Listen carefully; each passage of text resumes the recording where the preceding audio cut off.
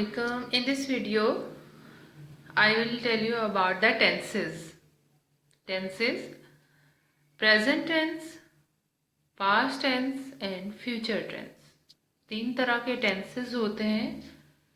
एक present tense होता है मौजूदा आपके हालात जो सिचुएशन होती है, एक past, एक गुजरी हुई, एक future जो आने वाली. The tenses are primarily categorized as past tense, present tense, future tense. They are basically used to show the time of any action or state of being. जो tenses होते हैं वो तीन तरह के होते हैं, past, present and future tenses. और बेसिकली ये आपको किसी भी वक्त का बताते हैं, किसी भी वक्त में कोई होने वाला एक्शन डिक्लेयर करते हैं. Let's see what are the different types of tenses. हम अब देखते हैं कि कितनी तरह के टेंसेस होते हैं. Present tenses definition and its four types with examples. In this sense, you describe all actions that are happening at the very moment.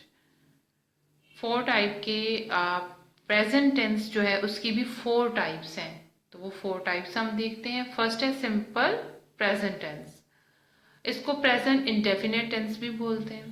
With this tense you can explain the action, event, conditions that are happening in the present. Present tense है और ये आपको बताता है कि present में जो होने वाला एक्शन और इवेंट और कंडीशन क्या है. फॉर एग्जाम्पल है जैसे she plays the piano, he plays the cricket.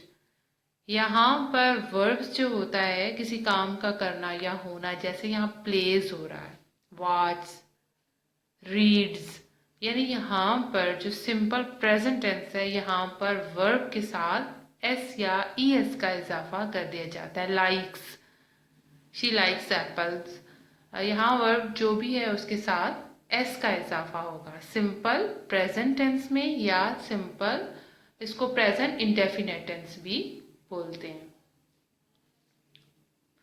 Second है present continuous tense. It will be describing the ongoing actions that are still going. ये आपको बताता है कि यहाँ पे क्या काम होने जा रहा है.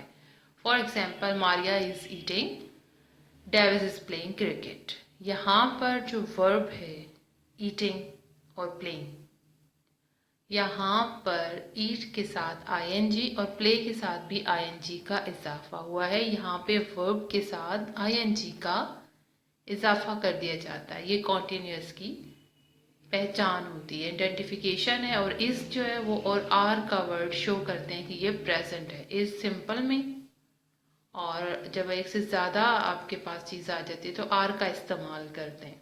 तो यहाँ पर ईटिंग है, मारिया है, एक सिंगुलर है तो इसका इस्तेमाल होगा.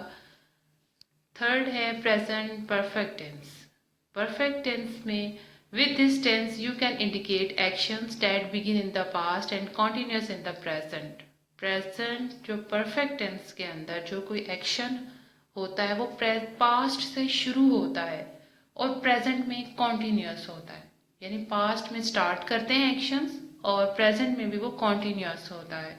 तो इस तरह की situation का टेंस जो है वो प्रेजेंट परफेक्ट टेंस कहलाता है. इसकी आइडेंटिफिकेशन क्या है, हैज़ और हैव का इस्तेमाल होता है और वर्ब के साथ ईडी लगता है. जैसे she has played the piano, I have completed the homework. Completed, play, second form of verb. Has and have show the perfect. I we you they के साथ हैव, ही शी इट के साथ has का इस्तेमाल होता है. Number 4 है present perfect continuous tense. In this tense you can describe the action, event और moment that have been taking place for some time and it is still ongoing. Some time इसका actions को लिया जाता है और some time ये आपके pass on going रहता है. ये स्टिल ऑन गोइंग ही होता है तो इसको सम टाइम डिस्क्राइब करते हैं. और हैव बीन इसकी आइडेंटिफिकेशन है. Now the examples. She has been playing the piano. यहाँ पे हैज़ बीन और हैव बीन का इजाफा किया जाता है और वर्ब के साथ ing का इजाफा होता है. She has been playing the piano, he has been completing his homework. They होगा तो हैव बिन का इस्तेमाल होगा, यू होगा तो तब भी हैव का इस्तेमाल होगा।